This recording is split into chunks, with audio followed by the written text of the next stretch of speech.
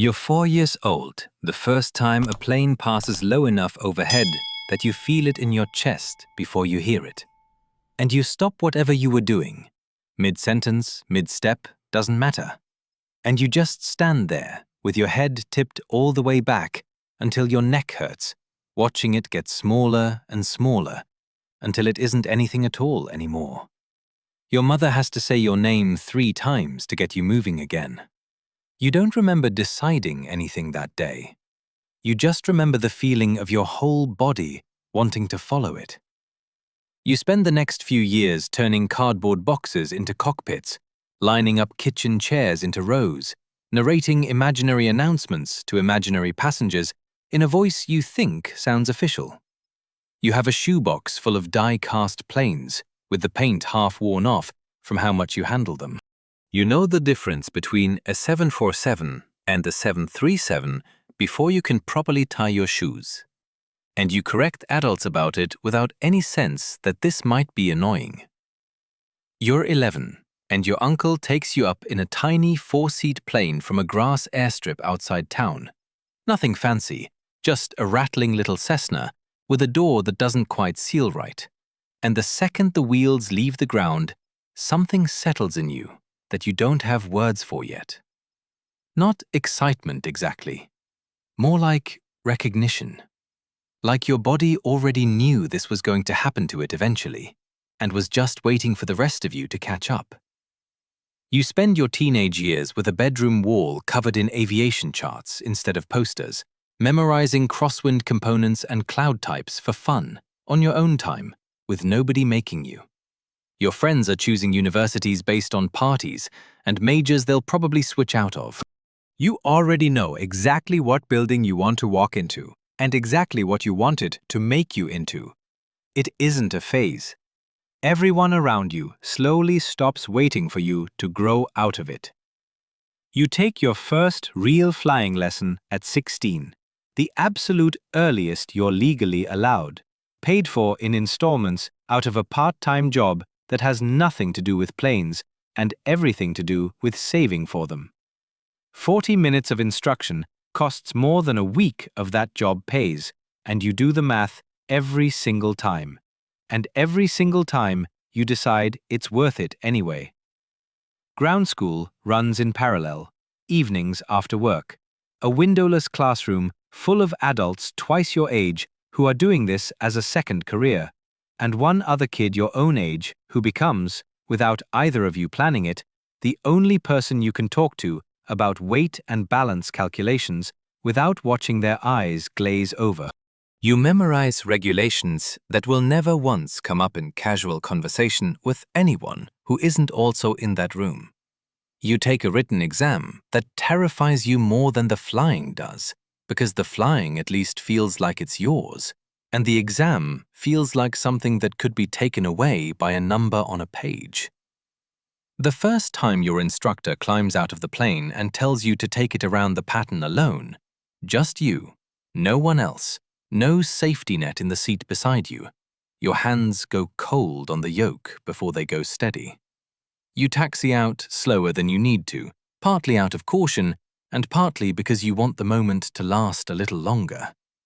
And then you're airborne, actually alone in the sky for the first time in your life, and it is somehow both the most frightening and the most certain you have ever felt about anything.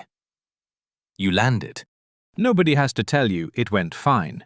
You know, the second the wheels touch, in the exact same place in your chest where this whole thing started when you were 4 years old. You're 18, and flight school isn't cheap, and there isn't a trust fund waiting for you, so you stack jobs on top of each other, fueling planes on weekends, working a counter on weeknights, taking out loans that make your parents visibly wince when you tell them the number. Because there isn't a version of this dream that comes without a price tag attached, and you've already decided you're paying it, whatever it costs.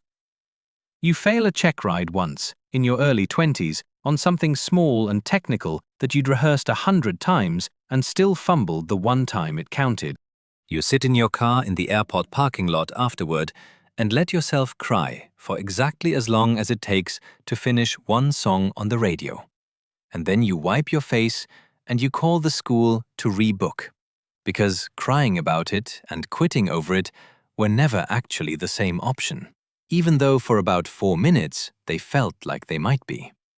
You build ours the unglamorous way, towing banners over beaches in summer heat with the canopy baking you alive, flying skydivers up and down all day in a plane that smells permanently like old sweat and jet fuel, instructing nervous 17-year-olds who grip the yoke the exact same way you did. It isn't the job you pictured as a kid. It's also, somehow, still the job. Every single hour of it counting towards something. Every landing still ending in that same small, private click of satisfaction, no matter how many thousand times you've done it by now. You get hired by a regional airline in your mid-20s, and the day the offer comes through, you drive straight to your parents' house instead of calling, because some news needs to be delivered in person, or it doesn't feel real yet. Your first uniform doesn't fit quite right. You wear it anyway, every day, like it might stop being true if you take it off. The interview process alone takes months. A simulator check that makes your palms sweat through your shirt. A panel of people asking you to describe a time you made a mistake and what you did about it. And you almost say, never, out of pure nerves, before catching yourself and telling the truth instead. The check ride you failed and rebooked, because you'd rather they hire the version of you that gets back up than the version that pretends it never fell. It turns out that's exactly the answer they were listening for.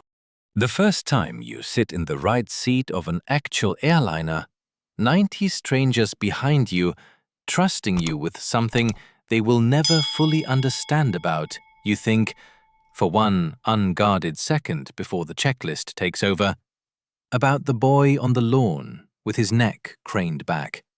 And you almost laugh out loud in the cockpit at how directly one thing led to the other. You miss things. You miss your sister's wedding toast because you're somewhere over the Atlantic when it happens. And you miss birthdays that fall on trip days, more years than they don't. And you learn to celebrate holidays on whatever random Tuesday you happen to be home.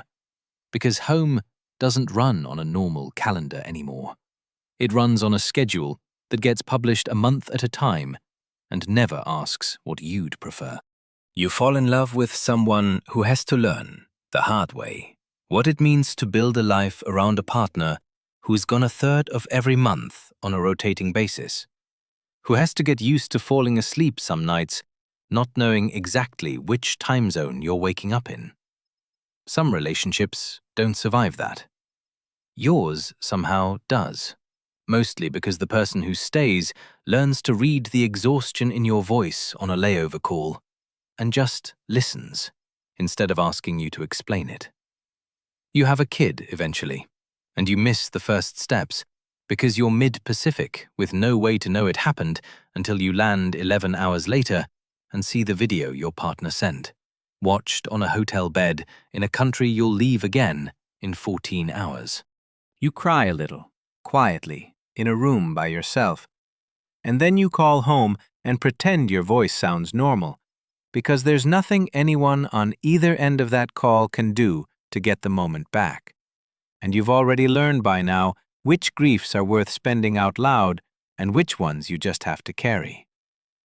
You fly through weather that makes your hands sweat even after a decade of doing this, turbulence rough enough that you hear the flight attendants strapping in fast behind the curtain, and you keep your voice level over the intercom because 150 people are listening to how scared you sound, and being calm is quite literally your job in that exact moment, whatever you actually feel underneath it. You have one flight, years in, that you never fully tell anyone the details of. An engine indication that shouldn't have shown what it showed. A diversion, a runway you didn't expect to need. 40 minutes where every single hour of training you ever paid for gets used all at once. You land it. Everyone walks off the plane not even knowing how close it came to being a different kind of story. You sit alone in the cockpit for a full minute after the last passenger deplanes. Hands shaking slightly, now that there's finally room for them too. You upgrade to captain eventually, and the first time you're the one signing the paperwork, the one whose name is legally the final word on whether this airplane goes or stays on the ground. Something shifts. The same recognition from the Cessna at 11, but heavier now, worn in like a good boot instead of new and thrilling. You train the next version of yourself without meaning to. A nervous first officer, barely out of school, gripping the controls too tight on a bumpy approach. And you talk them down the exact same way your own instructors once talked you down. And you don't tell them, but you're thinking about the boy on the lawn again. And how strange it is that the thread never actually broke. It just kept handing itself to someone new. You're in your 50s before you let yourself think seriously about the number of years left before mandatory retirement takes the choice out of your hands entirely. You start counting flights the way you used to count hours as a teenager, saving up for lessons. Except now you're counting down instead of up. And the math feels different this time. Heavier, quieter. A little bit like grief you haven't earned the right to feel yet, because you're not there yet. Your last flight, when it finally comes, gets a little ceremony you didn't ask for. A water cannon salute on the tarmac, a cockpit full of family who flew in just for this. Colleagues who worked your final trip on purpose so they could be there. You try to say something into the intercom at the end, and your voice does something you don't fully control. Nobody in the cabin seems to mind. You walk off that airplane for the last time as a working pilot, and stand on the jet bridge a moment longer than you need to, the way you once sat in the parked car outside your first solo a little longer than you needed to, and you think, absurdly, about a 4-year-old on a lawn with his neck craned back, and you think, that kid had no idea.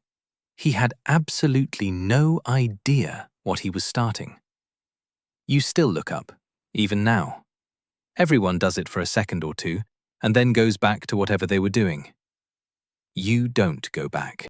You watch it all the way until it's nothing at all in the sky, the exact same way you did the very first time. Because some things about you never actually finished being 4 years old, no matter how many thousand hours got logged in between. If you've ever loved something enough to build an entire life around it, on purpose, at real cost, hit like. If you want to keep living history through someone else's eyes, subscribe to Through Their Eyes. Every life in this series started as one small, ordinary moment that refused to let go. Whose life should we walk through next? Drop it in the comments. Your voice decides whose story we tell next.